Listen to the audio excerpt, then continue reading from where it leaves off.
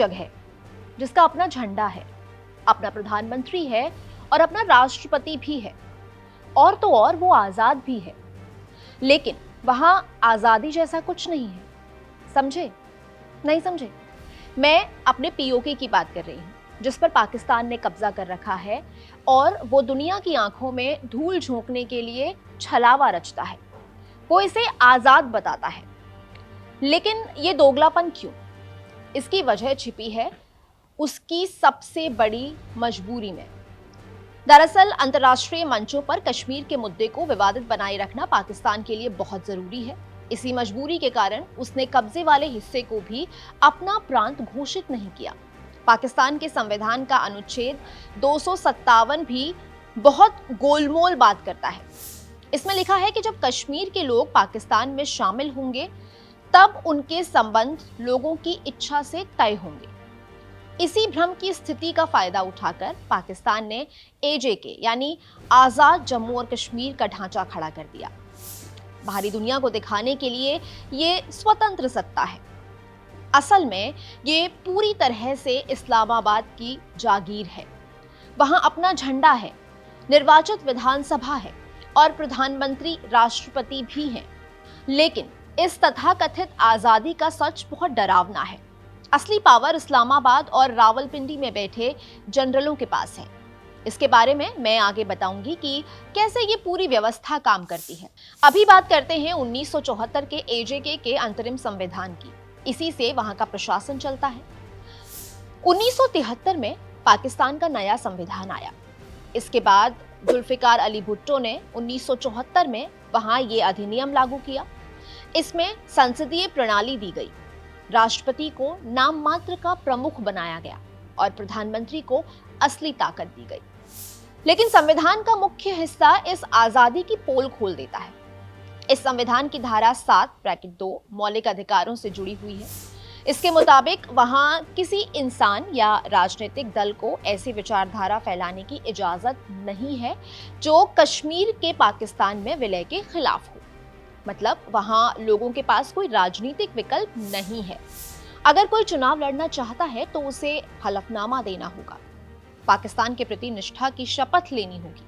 अगर वो पूर्ण स्वायत्तता या आजादी की बात करेगा तो चुनाव नहीं लड़ सकता। 2001 के चुनावों में ऐसा ही देखने को मिला, जब JKLF यानी Jammu and Kashmir liberation front और APNA यानी ऑल पार्टीज नेशनलिस्ट अलायंस को अयोग्य घोषित कर दिया गया था। वजह सिर्फ इतनी थी कि उन्होंने पाकिस्तान के साथ विलय वाले दस्तावेज पर साइन करने से मना कर दिया था।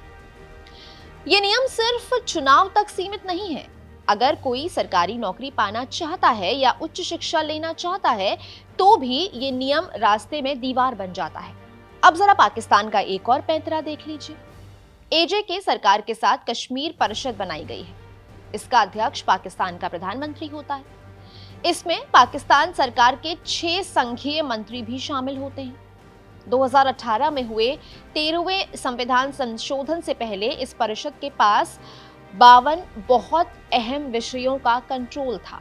इनमें परमाणु ऊर्जा, बैंकिंग, रेलवे, बिजली, तेल और गैस जैसे विषय शामिल थे। परिषद के फैसलों को मुजफ्फराबाद की विधानसभा या वहां के हाईकोर्ट में चुनौती नहीं दी जा सकती। 13वें संशोधन के बाद कुछ पावर विधानसभा को दी गई। फिर भी पूरी प्रशासनिक मशीनरी पर इस्लामाबाद का ही कब्जा है। पाकिस्तान सरकार का कश्मीर मामलों का मंत्रालय वहां की नौकरशाही पर सीधा कंट्रोल रखता है। एजेके का मुख्य सचिव और पुलिस महानिरीक्षक इस्लामाबाद से ही तय होता है। वहां के कई हाई कोर्ट और सुप्रीम कोर्ट के जजों की नियुक्ति भी बिना इस्लामाबाद की मंजूरी के नहीं होती। सबसे बड़ी बात संविधान के अनुच्छेद 56 में लिखी हुई है। इसके तहत पाकिस्तान के राष्ट्रपति को मुजफ्फराबाद की विधानसभा भंग करने का विशेषाधिकार है। वो जब चाहें चुनी हुई सरकार को बर्खास्त कर सकते हैं, भले ही उसे बहुमत मिला हो। कहने का मतलब है कि वहां का प्रशासन सिर्फ नाम के लिए आजाद है। नीतियां रावलपिंडी के सैन्य मुख्यालय से ही तय होती हैं। यह क्षेत्र संप्रभु राज्य नहीं, सिर्फ लोकल अथॉरिटी है। ये तो हुई संविधान और प्रशासन की बात, लेकिन जमीन पर इस कब्जे की कहानी और भी गहरी है, जो 1947 के खूनी आक्रमण से शुरू होती है। अगस्त 1947 में जब ब्रिटिश राज खत्म हुआ, तब 565 रियासतों को अपना भविष्य चुनने का मौका मिला। जम्मू कश्मीर के महाराजा हरि सिंह ने शुरुआत में आजाद रहने का मन बनाया। उन्होंने दोनों नए देशों के सामने स्टैंड स्टिल अग्रीमेंट यानी मौजूदा स्थिति को बनाए रखने का प्रस्ताव रखा, लेकिन पाकिस्तान की नीयत में खोट था। उसने इस समझौते को तोड़ते हुए कश्मीर की आर्थिक नाकेबंदी कर दी। राशन, ईंधन और नमक जैसी जरूरी चीजों की सप्लाई रोक दी गई। इसके तुरंत बाद अक्टूबर 1947 में पाकिस्तान ने ऑपरेशन गुलमर्ग शुरू किया। पश्तून कबाइलियों के भेष में हथियारबंद लड़ाकों को कश्मीर पर हमले के लिए भेजा गया। इन हमलावरों के पीछे पाकिस्तानी सेना के अधिकारी थे। मेजर जनरल अकबर खान जैसे लोग इन्हें हथियार और रसद दे रहे थे। 22 अक्टूबर 1947 को करीब 4000 हमलावर मुजफ्फराबाद में घुस गए। इनका मकसद सिर्फ जमीन पर कब्जा करना नहीं था। मुजफ्फराबाद, बारामूला और पुंछ में बड़े पैमाने पर लूटपाट और खून खराबा हुआ। नवंबर 1947 में मीरपुर में भयानक नरसंहार हुआ। वहां हिंदू और सिख महिलाओं का अपहरण किया गया। क्रूरता से बचने के लिए करीब 400 महिलाओं ने कुएं में कूदकर जान दे दी। अपनी रियासत को बचाने के लिए महाराजा हरि सिंह ने 26 अक्टूबर 1947 को भारत के साथ विलय पत्र पर हस्ताक्षर किए। इसके बाद भारतीय सेना श्रीनगर पहुंची और हमलावरों को खदेड़ना शुरू किया। ये युद्ध 1 जनवरी 1949 को संयुक्त राष्ट्र के दखल के बाद रुका। फिर 1949 में ही 2 बहुत अहम कराची समझौते हुए। इन्हीं समझौतों ने आज के पीओके और गिलगित बल्टिस्तान की नींव रखी। पहला समझौता 28 अप्रैल 1949 को हुआ था, जिसे दशकों तक गुप्त रखा गया। ये समझौता पाकिस्तान, एजेके सरकार और मुस्लिम कॉन्फ्रेंस के बीच हुआ था। मुश्ताक अहमद गुरमानी और सरदार मोहम्मद इब्राहिम खान ने इस पर साइन किए। इसके तहत आजाद कश्मीर की सरकार ने रक्षा और विदेश मामले पाकिस्तान को सौंप दिए। सबसे बड़ी साजिश इसी समझौते के भाग 3 में रची गई। इसके जरिए गिलगित और बाल्टिस्तान का प्रशासन पाकिस्तान के पॉलिटिकल एजेंट को दे दिया गया। एजेके के नेताओं ने सोचा था कि जनमत संग्रह के बाद पूरा कश्मीर पाकिस्तान का होगा, पर असल में उन्होंने गिलगित बाल्टिस्तान को हमेशा के लिए खो दिया। इसके बाद वहां बिना किसी संविधान के फ्रंटियर क्राइम्स रेगुलेशन लागू कर दिया गया। ये अंग्रेजों के जमाने का बहुत दमनकारी कानून था। वहां के नागरिकों से अपील या कानूनी मदद का हर एक हक छीन लिया गया। दूसरा समझौता 27 जुलाई 1949 को भारत और पाकिस्तान के सैन्य प्रतिनिधियों के बीच हुआ। इसने आधिकारिक तौर पर 830 किलोमीटर लंबी सीज फायर लाइन तय की। ये सब इतिहास की किताबें बताती हैं, लेकिन इन कागजी समझौतों के पीछे वहां की जमीन और डेमोग्राफी के साथ जो खेल हुआ वो और भी चौंकाने वाला है। वहां लोगों के साथ हुए धोखे को मैप के जरिए समझाना बहुत जरूरी है। पाकिस्तान के अवैध कब्जे वाले इस पूरे इलाके को 2 हिस्सों में बांटा गया है। पहला हिस्सा एजेके यानी आजाद जम्मू और कश्मीर है। ये 400 किलोमीटर लंबी बहुत पतली पट्टी है। इसकी चौड़ाई 15 से 65 किलोमीटर के बीच है। इसका कुल क्षेत्रफल 13,297 वर्ग किलोमीटर है। यहाँ की कुल आबादी 40 लाख से ज्यादा है। मुजफ्फराबाद इस इलाके की राजधानी है। यहाँ नीलम, झेलम और पुंछ जैसी प्रमुख नदियां बहती हैं। आबादी मुख्य रूप से ग्रामीण है। गुज्जर, जट, राजपूत और कश्मीरी समुदाय यहाँ रहते हैं। मीरपुर से बहुत बड़ी आबादी ब्रिटेन में विस्थापित हो चुकी है। अब मैप के दूसरे हिस्से की बात करते हैं। ये हिस्सा एजेके के उत्तर में मौजूद गिलगित बाल्टिस्तान है। 2009 से पहले इसे उत्तरी क्षेत्र कहा जाता था। यह इलाका एजेके से 6 गुना बड़ा है। इसका कुल क्षेत्रफल 72,496 वर्ग किलोमीटर है। 2023 के अनुमान के मुताबिक यहाँ करीब 17 लाख लोग रहते हैं। ये बहुत दुर्गम इलाका है। यहाँ दुनिया की 14 सबसे ऊंची चोटियों में से 5 मौजूद हैं। K2 और नंगा पर्वत जैसे पहाड़ इसी इलाके का हिस्सा हैं। यहाँ की भौगोलिक स्थिति एजेके से बिल्कुल अलग है, लेकिन दोनों जगह लूट का पैटर्न बिल्कुल सेम है।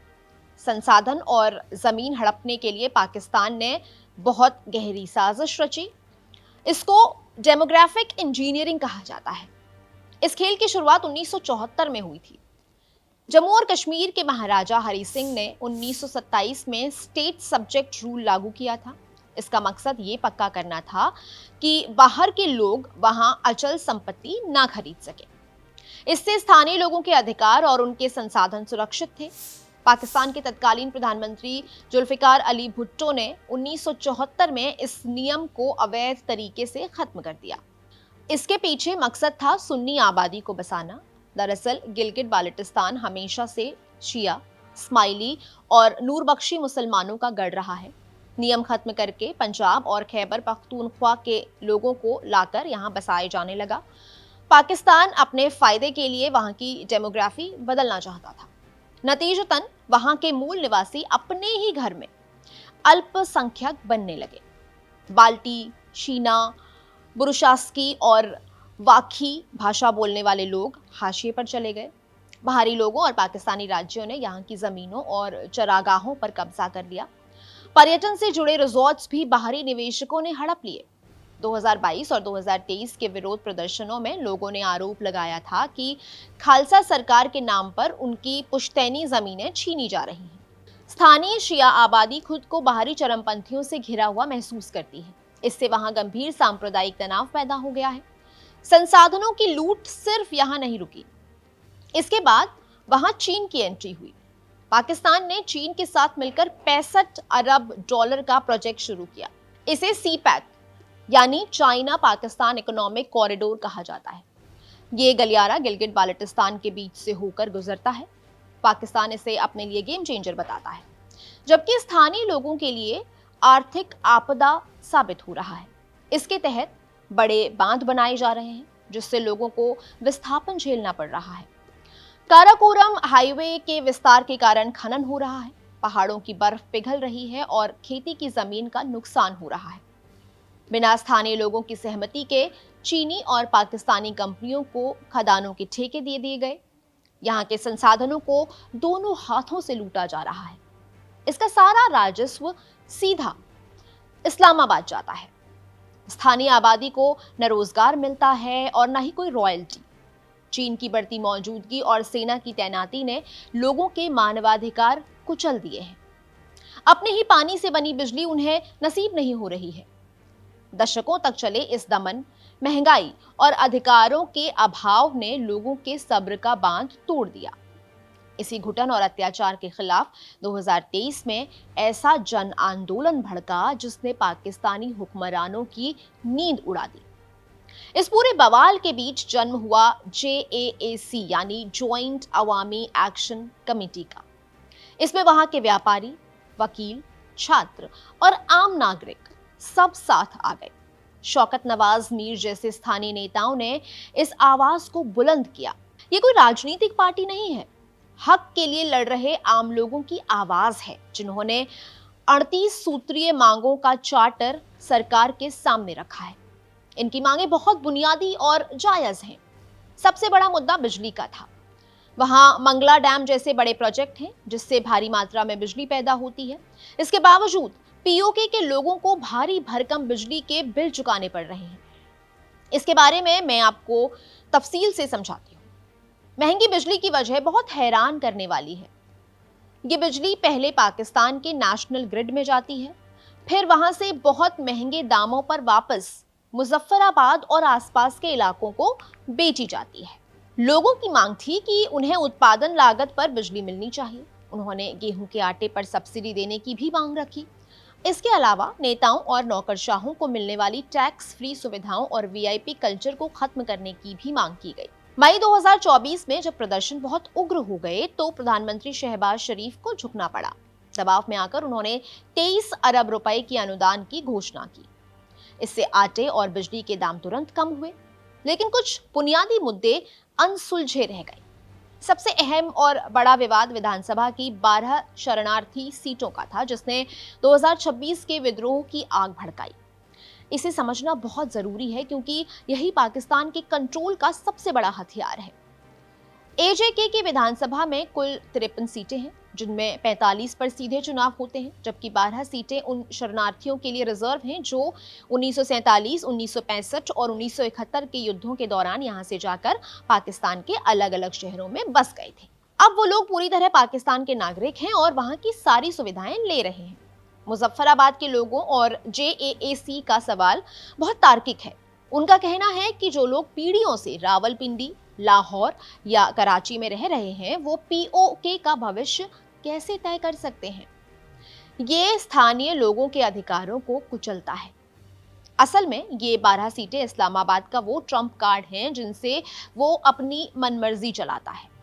पाकिस्तान में जो भी पार्टी सत्ता में होती है, वो इन 12 सीटों पर आसानी से धांधली कर लेती है।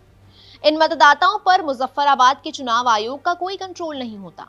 इन सीटों के बल पर इस्लामाबाद एजेके में अपनी कठपुतली सरकार बिठा देता है। यही कारण है कि जेएएसी ने जुलाई 2026 के चुनावों से पहले इन सीटों को खत्म करने की पुरजोर मांग उठाई है।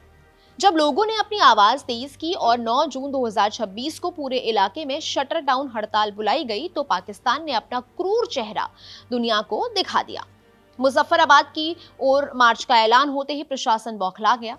उसने 5 जून 2026 को आतंकवाद विरोधी अधिनियम 2014 का सहारा लिया। शांतिपूर्ण प्रदर्शन कर रही जेएएसी को आतंकवादी संगठन घोषित कर दिया गया और उस पर प्रतिबंध लगा दिया गया। प्रशासन ने झूठा दावा किया कि ये संगठन शांति भंग कर रहा है। इसी बीच एजेके के सुप्रीम कोर्ट ने भी अपना रंग दिखाया। राजनीतिक संकट सुलझाने के नाम पर 7 जून 2026 को मुख्य न्यायाधीश राजा सईद अकरम खान की बेंच ने फैसला सुनाया। कोर्ट ने कहा कि अंतरिम संविधान के अनुच्छेद 22 के तहत इन 12 शरणार्थी सीटों को सुरक्षित रखा गया है, इसलिए प्रशासनिक आदेश या जनता के दबाव में सीटें नहीं हटेंगी। इसके लिए अनुच्छेद 33 के तहत संवैधानिक संशोधन करना होगा। इस अदालती फैसले ने आग में घी का काम किया। लोगों को समझ आ गया कि अब न्याय नहीं मिलेगा और पूरी व्यवस्था सिर्फ इस्लामाबाद के राजनीतिक फायदे के लिए काम कर रही है। इस दमन और कोर्ट के फैसले ने जनता के गुस्से को और बढ़ा दिया। प्लान के मुताबिक प्रदर्शन शुरू हुए, जिनका चेहरा बने जेएएसी के नेता सरदार अमन खान। उन्होंने पाकिस्तानी सेना को ललकारा और कहा कि जब हम अस्पताल, रोटी, नौकरी और बुनियादी हक मांगते हैं तो इस्लामाबाद हमें आतंकवादी कहता है। बलूचिस्तान और खैबर पख्तूनवा से पूछो कि असली आतंकवादी कौन है, वो सेना की तरफ उंगली उठाएंगे। आज पीओके का बच्चा बच्चा कह रहा है, ये जो दहशतगर्दी है इसके पीछे वर्दी है। इतना कहना था और लाखों लोग सड़कों पर उतर आए। विरोध को कुचलने के लिए मुनीर की फौज ने निहत्थे लोगों पर गोलियां चला दी। रावलकोट, मुजफ्फराबाद, मीरपुर और भिंबर की सड़कें जंग का मैदान बन गई। रावलकोट में अस्पताल की घेराबंदी के दौरान बहुत भीषण हिंसा भड़की। लोगों को तितर बितर करने के लिए अंधाधुंध फायरिंग की गई। 8 से 9 जून के बीच इस फायरिंग और झड़प में 25 से ज्यादा नागरिकों की मौत हुई। दुनिया को सच पता ना चले, इसके लिए इंटरनेट सेवाएं सस्पेंड कर दी गई। जेएएसी के दर्जनों नेताओं को गिरफ्तार करके जेलों में डाल दिया गया और सरदार अमन खान को वांटेड घोषित कर दिया गया। प्रशासन ने उनकी गिरफ्तारी पर 1 करोड़ रुपए का इनाम रखा है। पाकिस्तान के इस क्रूर चेहरे और वहां सुलगती आग ने पूरी दुनिया का ध्यान इस ओर खींचा। इस मुद्दे पर भारत हमेशा से बहुत सख्त नजरिया रखता है। 1990 के दशक की बात है। उस वक्त कश्मीर घाटी में पाकिस्तान प्रायोजित आतंकवाद अपने चरम पर था। इस्लामाबाद अंतर्राष्ट्रीय मंचों पर भारत को कूटनीतिक रूप से घेरने की कोशिश कर रहा था। तब भारत ने अपनी राष्ट्रीय एकता का बड़ा सबूत दुनिया को दिया था। 22 फरवरी 1994 को भारतीय संसद के दोनों सदनों में सर्वसम्मति से ऐतिहासिक प्रस्ताव पास हुआ। लोकसभा और राज्यसभा ने मिलकर तय किया कि संपूर्ण जम्मू और कश्मीर राज्य भारत का अभिन्न अंग है। इसमें पाकिस्तान के अवैध कब्जे वाले इलाके भी शामिल हैं। भारत ने साफ कर दिया कि इसे देश से अलग करने की किसी भी कोशिश का करारा जवाब मिलेगा। इस प्रस्ताव में पाकिस्तान से दो टूक कहा गया कि वो सारे इलाके तुरंत खाली कर दे, जिन पर उसने अपने सैन्य बल के जरिए कब्जा किया हुआ है। आज भी भारत की पीओके नीति इसी प्रस्ताव पर टिकी है। पाकिस्तान अपनी हरकतों से बाज नहीं आता। वो वहां चुनाव कराने का नाटक करता है। वो गिलगिट बाल्टिस्तान को अपना पांचवा प्रांत बनाने की कोशिश करता है। भारत हमेशा इसका विरोध करता है। तर्क है कि 1947 में भारत के साथ हुआ विलय पूरी तरह से कानूनी और अटल था, इसलिए पाकिस्तान को इस इलाके में कोई भी प्रशासनिक बदलाव करने का कानूनी हक नहीं है। चुनाव कराने जैसे नाटक पाकिस्तान के अवैध कब्जे को जायज नहीं ठहरा सकते। इसके अलावा भारत सीपीईसी यानी सी पैक का भी विरोध करता है। ये प्रोजेक्ट भारत की क्षेत्रीय अखंडता का उल्लंघन है। 5 अगस्त 2019 को भारत सरकार ने संविधान के अनुच्छेद 370 के तहत जम्मू कश्मीर का विशेष दर्जा खत्म कर दिया। राज्य को 2 केंद्र शासित प्रदेशों में बांट दिया गया, जम्मू कश्मीर और लद्दाख। इसके बाद नया राजनीतिक नक्शा जारी किया गया, जिनमें गिलगिट बाल्टिस्तान को साफ तौर पर लद्दाख का हिस्सा दिखाया गया, जबकि एजेके को केंद्र शासित जम्मू कश्मीर का। इससे साबित होता है कि भारत अब डिफेंसिव मोड से आक्रामक कूटनीति की तरफ बढ़ चुका है। तो आपने देखा कि 1949 के गुप्त कराची समझौते से लेकर 1974 के अंतरिम संविधान तक क्या खेल हुआ। 12 शरणार्थी सीटों की व्यवस्था कैसे काम करती है, ये सब देखकर समझ आ गया होगा कि पाकिस्तान का तथाकथित आजादी का दावा सिर्फ कूटनीतिक दिखावा है। ये सब संयुक्त राष्ट्र में अपने गैर वाजिब दावों को जिंदा रखने का टूल है।